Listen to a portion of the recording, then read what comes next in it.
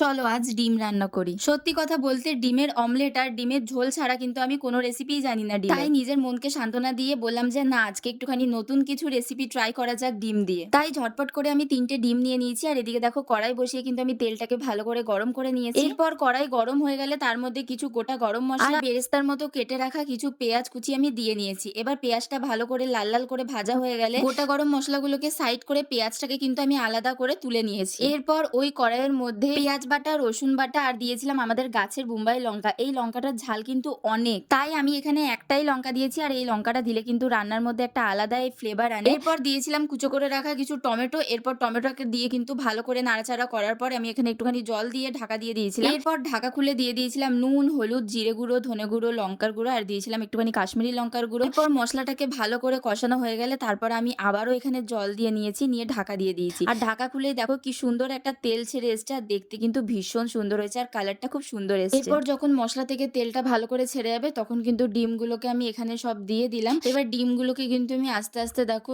ওই খুন্তির সাহায্যে কিন্তু সবগুলোকে গুঁড়ো গুঁড়ো করে নিচ্ছি, মানে ভুজিয়া টাইপের করে নিচ্ছি। এরপর ডিমগুলোকে সব ভেঙে দিয়েছি, আমি ঝুড়ো ঝুড়ো করে নিয়েছি। যখন চাউমিন করা হয় তখন কিন্তু এই ডিমগুলোকে ভাঙা হয়, কিন্তু মশলা দিয়ে কখনো আমি করিনি। এরপর ডিমটা কিন্তু ভালো করে আমি মশলার সাথে মিশিয়ে নিয়েছি আর একটু সেদ্ধ হওয়ার জন্য দিয়ে দিয়েছিলাম এখানে অল্প পরিমাণে জল। তোমরা চাইলে কিন্তু জলটাকে অ্যাভয়েড করতে পারো। এরপর যে পেঁয়াজটা আমি ভেজে আগে থেকে তুলে রেখেছিলাম সেটাকে ওপর থেকে দেখো সুন্দর করে ছড়িয়ে দিয়েছি আর কালারটা কিন্তু ভীষণ সুন্দর এসছে। এরপর আমি জলটাকে বেশ মাখো মাখো করবার জন্য ঢাকা দিয়ে দিয়েছিলাম আর ঢাকনা খুলে দেখি জলটা কিন্তু পুরো টেনে নিয়েছে। দেখো আমার রান্না তো কমপ্লিট হয়ে গেছে আর এরকম রান্না কিন্তু আমি ফার্স্ট টাইম করলাম। ডিমের আরো যদি অন্য কোনো রেসিপি তোমরা জেনে থাকো প্লিজ আমাকে কমেন্ট করে জানিও, কারণ ডিমের আমি অন্য রেসিপি আর জানি না, তাই তোমাদের সাথে ডিমের কোনো রেসিপি আমি শেয়ার করতে পারি না। তো এটা আমার ফার্স্ট মাথায় এলো তাই কিন্তু করে দেখালাম। আর এই মশলা ভুজিয়াটা কিন্তু আমি ভাতের সাথে খেয়েছিলাম, তোমরা চাইলে রুটি বা পরোটার সাথেও কিন্তু খেতে পারো আর ভীষণ সুন্দর হয়েছিল খেতে। তোমাদের রেসিপিটা ভালো লেগে থাকলে like, comment, share and subscribe করে দিও চ্যানেলটাকে। আর নেক্সট ভিডিওতে তোমরা কি রান্না দেখতে চাও অবশ্যই কমেন্ট করে জানিও। চলো আজকের মতো এই পর্যন্তই, টাটা।